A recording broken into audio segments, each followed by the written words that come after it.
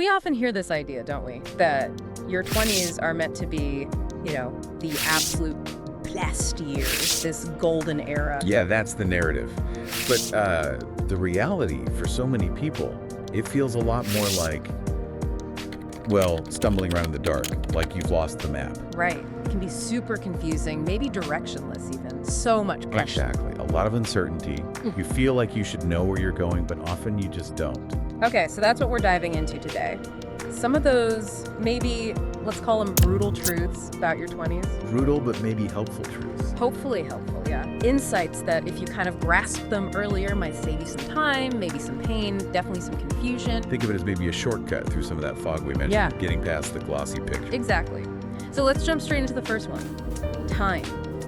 It's this weird thing in your 20s. You feel like you've got forever, right? Oh, absolutely. That feeling of endless runway, it's almost like a default setting. But it's an illusion, isn't it? It really is. Those years, they just vanish incredibly quickly. You look back and think, wow, where did 5-10 years go? So if time slips away that fast, what's the key takeaway? What should you be doing? It really comes down to being intentional, like really thinking about where your time is going. Is it going towards things that matter in the long run, or just stuff? Stuff that feels good now, but maybe doesn't build anything. Precisely. Avoiding that future regret of, man, I wish I'd used that time better. It compounds, like interest. Small choices add up. Okay, that makes sense. Let's shift gears a bit. Let's talk health. Another thing you kind of take for granted in your 20s. Definitely. That feeling of invincibility. You can pull all-nighters, eat whatever, and just bounce back. Or so you think. Yeah, the party hard, live for the moment vibe. Right.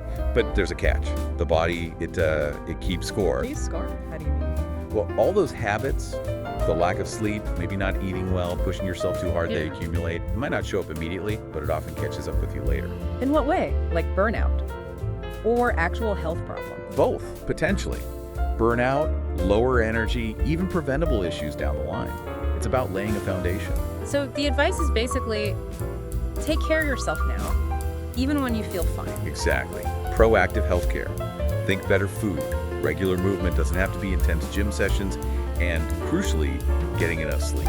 It's a real investment. An investment in future you. Got it. Okay, next truth. This one's tough. Failure. Nobody likes it. Oh, it stings, let's be honest. Failure feels bad. It's discouraging. Totally. And it's easy to say, oh, learn from it, but when you're in it, it just hurts. It really does. The emotional part is real. But the key is shifting perspective somehow. Seeing it not just as an endpoint, but as data. Data, like what went wrong. Yeah, exactly. Instead of just dwelling on the feeling, trying to objectively look at why it didn't work, what could you do differently? It's a step towards the next attempt, the potential breakthrough. So analyzing it, almost detaching a little. Kind of.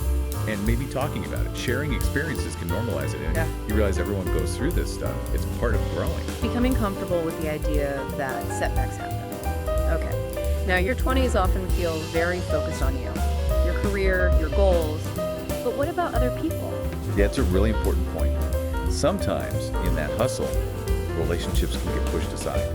Family, friends, partnerships. But they're crucial, right? Absolutely fundamental for support, for perspective, for joy. Ultimately, those connections are often what make life truly feel fulfilling. It's not just about climbing the ladder solo. No. That support system, people who know you and care about you, that's invaluable. It keeps you grounded. Good reminder. Okay, let's talk money. Finances can feel super overwhelming in your 20s. Hugely overwhelming. And it's an area where a lot of people feel like they just didn't get taught the basics, Totally. So what are the absolute must-knows? The bare minimum? Honestly, the most basic, powerful thing is spend less than you earn. Consistently. And save something. Anything. Start the habit. Even if it's just a tiny amount. Especially if it's a tiny amount at first. Build from there. Then maybe start understanding just a little about things like budgeting, maybe even investing basics, like compound interest.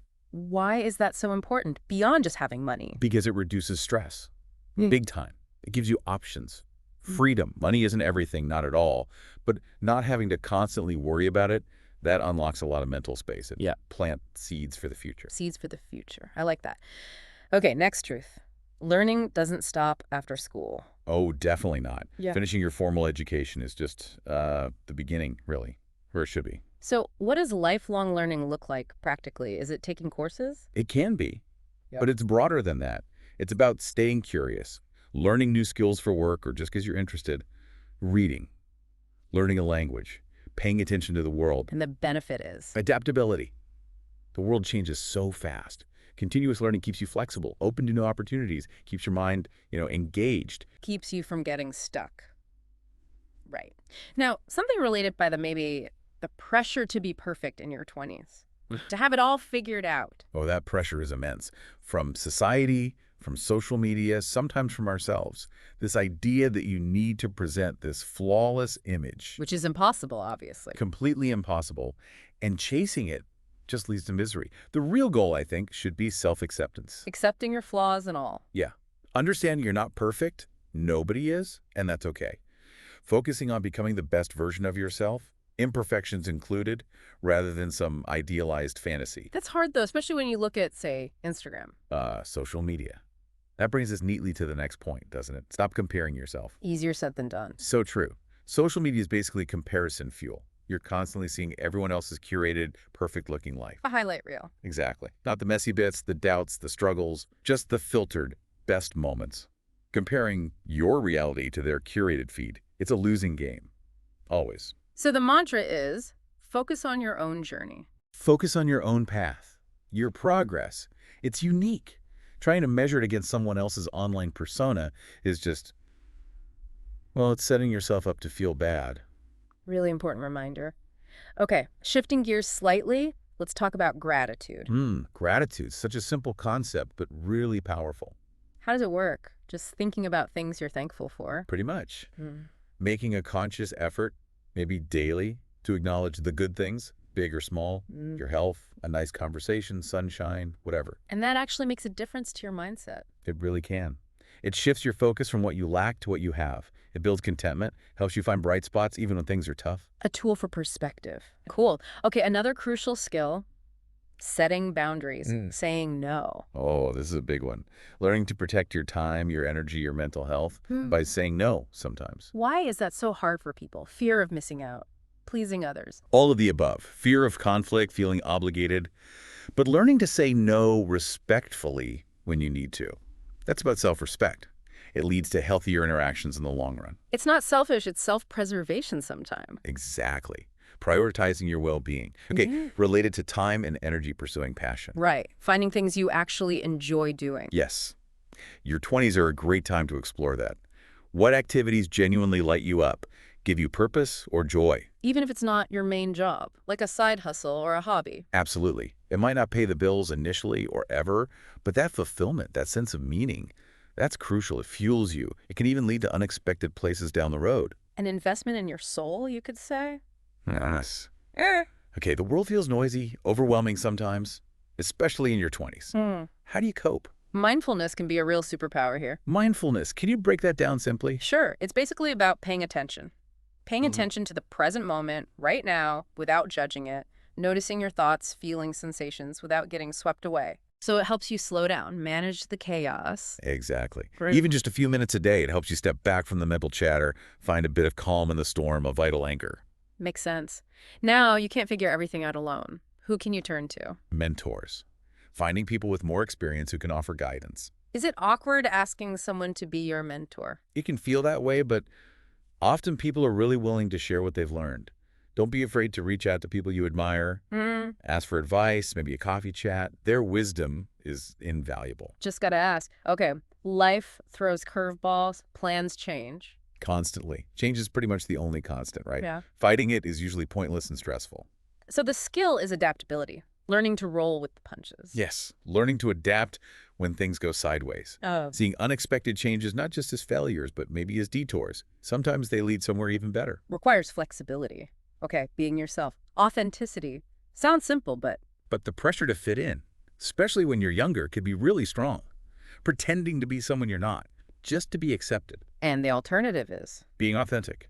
True to your values, your personality. It's how you build real connections with people who like you. It's liberating, honestly. And attractive. people respond to realness. Right. Okay, what about fear? It stops people from doing so much. Fear is normal. It's wired into us for protection. but you can't let it paralyze you. So feel the fear and do it anyway. Pretty much. Recognize it's there, understand why, but don't let it be the only thing driving your decisions. Often the things that scare us most are where the biggest growth happens. Pushing through that is key. Facing the fear leads to growth. Okay? Practical skill. Time management. Super practical, super powerful. Getting a handle on your time makes achieving almost anything else easier. Less stress, more control. What are the basics? Making lists. Using a calendar. Yeah, things like planning, prioritizing, knowing what's actually important versus just urgent and tackling procrastination. Finding a system that works for you. It's a secret weapon, truly. Okay, zooming out again. Thinking bigger picture. Our planet. Yes. Thinking about our impact. The Earth is our shared home, right? We need to take care of it. What can one person really do, though? It feels so big. Small things add up. Reducing waste, saving energy, making conscious choices about what you buy, just being mindful, leaving things a little better than we found them. That mindset shift matters. Every little bit helps. Okay, back to people. Empathy. Understanding others. So needed in the world today. Empathy.